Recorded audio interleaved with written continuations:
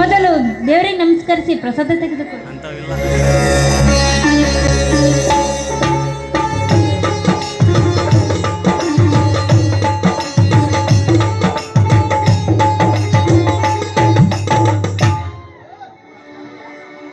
ಅರ್ಜುನ್ ಮಾವನವರು ಹಾವನೂರು ದ್ಯಾಮವ್ವನ ಜಾತ್ರೆಯಲ್ಲಿ ಚಕ್ಕಡಿ ಸ್ಪರ್ಧೆ ಇದೆಯಂತೆ, ಅಲ್ಲಿಗೆ ಹೋಗಿದ್ದಾರೆ.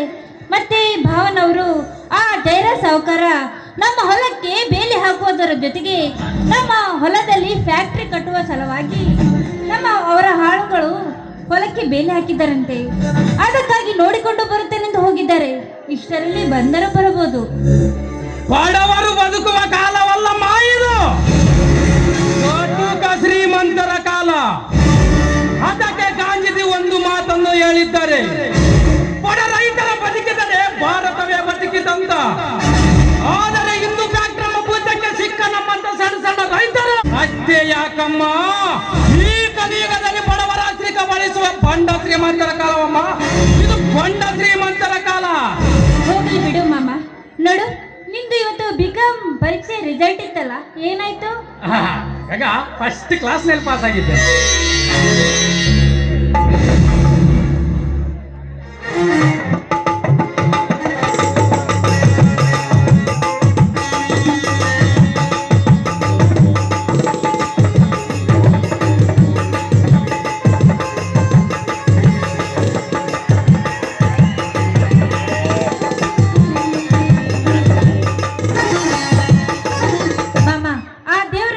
ಚೆನ್ನಾಗಿಟ್ಟಿರಲಿ ದೇವರು.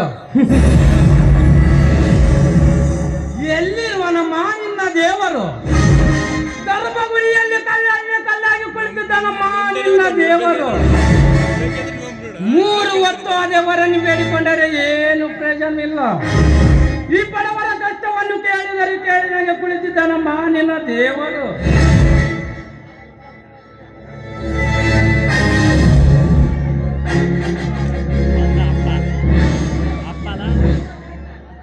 ಯಾಕೋ ಶಂಕರ್, ದೇವರಿಗೆ ಈ ರೀತಿ ಮಾತನಾಡ್ತಿರಲ್ಲ, ಯಾಕೋ ಏನಾಗಿದೆ? ಬನ್ನಿ ಭಾವ, ಇವತ್ತು ಮಾಮ ಇಡೀ ಜಿಲ್ಲೆಗೆ ಫಸ್ಟ್ ರ್ಯಾಂಕ್ ಬಂದಿದ್ದಾನೆ ಪರೀಕ್ಷೆಯಲ್ಲಿ. ಅದಕ್ಕೆ ಆ ದೇವರು ಚೆನ್ನಾಗಿಟ್ಟಿಲ್ಲ ಅಂತಿದೆ. ಅದಕ್ಕೆ ಅಣ್ಣ, ತಂದೆ ತಾಯಿಗಿಂತ ಮಿಗಿಲಾದ ದೇವರಿಲ್ಲ ಅಂತ ಹೇಳಿದರು ಬಲ್ಲವರು. ನೀನು ನನಗೆ ಅದಕ್ಕಿಂತ ಮಿಗಿಲು ಅಣ್ಣ, ಅದಕ್ಕಿಂತ ಮಿಗಿಲು. ಆಶೀರ್ವಾದ ಮಾಡೋಣ. ಎದ್ದೋಳು ಶಂಕರ್, ಆ ತಾಯಿ ಮಾರಿಕಾಂಬಾ ದೇವಿಯ ಆಶೀರ್ವಾದ ಸದಾ ನಿನ್ನ ಮೇಲೆ ಇರಲಿ. ಹೌದು ಮಾಮ. ನೋಡು, ನೀನು ಓದಿದ ಅನುಗುಣವಾಗಿ ಯಾವುದಾದ್ರೂ ಒಂದು ಸರ್ಕಾರಿ ನೌಕರಿ ತೆಗೆದುಕೊಂಡರೆ ನೀನು ಶಾಲೆ ಕಲಿತದಕ್ಕೂ ಸಾರ್ಥಕವಾಗುತ್ತದೆ. ನೌಕರಿ ನಮ್ಮಂತ ಬಡವರಿಗೆ ಎಲ್ಲಿಂದ ಸಿಗಬೇಕಮ್ಮ ನೌಕರಿ? ಈ ಅಲಗಟ್ಟು ಕೊಳತು ನಾರುತ್ತಿರುವ ರಾಜಕೀಯ ರಾಕ್ಷಸರು ತುಂಬ ಕಂಡಿರುವರು ಈ ಸಮಾಜದಲ್ಲಿ. ನಮ್ಮಂತ ಬಡವರಿಗೆ ಎಲ್ಲಿಂದ ಸಿಗಬೇಕಮ್ಮ ನೌಕರಿ? ಯಾಕೋ ಶಂಕರ್ ಹೀಗೆ ಹೇಳುತ್ತೀಯ? ನೌಕರನ್ನು ತೆಗೆದುಕೊಳ್ಳುವುದಕ್ಕೆ ನಿನ್ಗೆ ಏನ್ ಸಹಾಯ ಬೇಕಾದ್ರೂ ಕೇಳು, ಮಾಡಲಿಕ್ಕೆ ನಿನ್ನ ಅಣ್ಣ ಅರ್ಜುನ ಇಲ್ಲವೇ? ಅಣ್ಣ ಆಡುವ ಸಿಕ್ಕಿದ್ದೆಂದರೆ ಇಡೀ ಕಾಳಿಟ್ಟು ಹಸಿವನ್ನು ನಿಗಿಸಬಹುದು ನಮ್ಮಂತ ಬಡವರು. ಆದರೆ ಆನೆ ಹಸಿದು ಬಂದು ನಿಂತರೆ ಸಾಧ್ಯವಿಲ್ಲ. ಹೌದು, ಹೋಗ್ಲಿ ಬಿಡೋಣ. ಆ ಜೈನ ಸಾವುಕಾರಗಳು ನಮ್ಮ ಹೊಲಕ್ಕೆ ಬೇಲಿ ಹಾಕಲಿಕ್ಕೆ ಹತ್ತಿದಾರಂತಲ್ಲಣ್ಣ. ಏನ್ ಕರ್ಮ ತುಂಬಿದ ಕಲಾಗುದಿಯಲ್ಲಿ ಧರ್ಮದ ನಿರ್ಧಾರವಲ್ಲಪ್ಪ. ಆ ಸೊಕ್ಕಿನ ಸಾಹುಕಾರನಿಗೆ ನಮ್ಮ ಜಮೀನನ್ನು ಮಾರ್ಲಿಕ್ಕೆ ಕೊಡ್ಬೇಕಂತೆ ಫ್ಯಾಕ್ಟ್ರಿ ಕಟ್ಟಲು. ಅಣ್ಣ ಯಾಕಣ್ಣ ಕಪಟ ಕಾರ್ಯಸ್ಥಾನದ ತನಿಖರಣ ದಬ್ಬಳಿಕೆಯನ್ನು ನೋಡಿಕೊಂಡು ಸುಮ್ಮನಿದ್ದರೆ ನಮ್ಮ ಹೊಲವನ್ನು ಕಳೆದುಕೊಂಡು ಬೇಕಾಗುತ್ತದೆ. ಆದ್ದರಿಂದ ದರ್ಪದ ತನಿಖಾರಿಗೆ ಎದುರು ಉತ್ತರ ಕೊಟ್ಟಾಗ ಮಾತ್ರ ನಮ್ಮಂತ ಬಡವರು ಬದುಕಲು ಸಾಧ್ಯವಣ್ಣ, ಸಾಧ್ಯ. ಹಾ, ಅರ್ಜುನ್ ಮಾವ ಬಂದಂತ ಕಾಣುತ್ತದೆ. ಹಾ ಗಂಗಾ, ಶಂಕರ್, ಆ ಸಾಹುಕಾರನು ಬೇಲಿ ಹಾಕಿದ ವಿಷಯವನ್ನು ಯಾಕಂದ್ರೆ ಅವನು ಮೊದಲೇ ಕೋಪಿಷ್ಟನವನು. ಬಡವರ ಬಿಟ್ಟು ದೌಡಿಗೆ ಮೂಲ ಅನ್ನೋ ಹಾಗೆ ನಿಧಾನವಾಗಿ ಹೇಳಿದರಾಯ್ತು. ಆಯ್ತು ಬಾವ,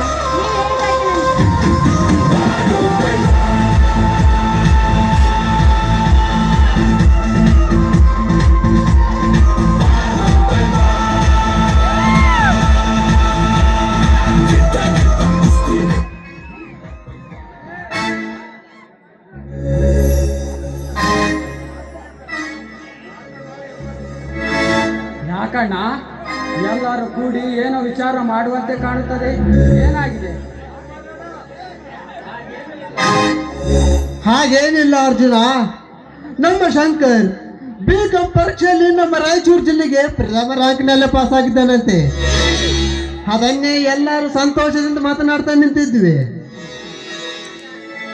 ಅಣ್ಣ, ನನಗೆ ಆಶೀರ್ವಾದ ಮಾಡೋಣ.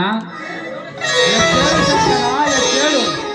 ಇಷ್ಟು ದಿನ ಶಾಲೆ ಕಲಿತ ನಿನ್ನ ಜೀವನ ನಮ್ಮ ಶಂಕರ್ ಈಗ B.Com ಪದವೀಧರ. ಬಾ ಶಂಕರ, ಬಾ.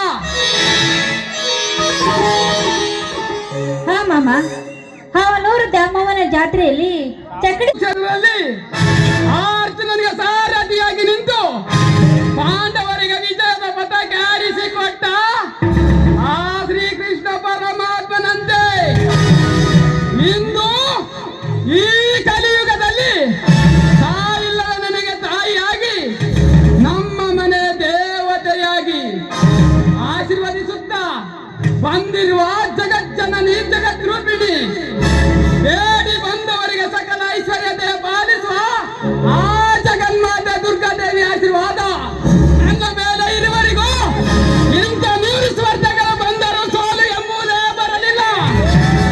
ಆ ತಾಯಿ ನನ್ನ ಹಣೆ ಬರದಲ್ಲಿ ಅಂದಾಗ ಜಯದ ಬಯಯನ್ನು ಭೇದಿಸಿ ವಿಜಯದ ಮಾಲೆ ಧರಿಸಿಕೊಂಡು ಬಂದಿರುವ ನನ್ನ ನಾಯಿ ನಿನ್ನ ತಮ್ಮ ಸೋಲಿಲ್ಲದ ಸರ್ದಾರ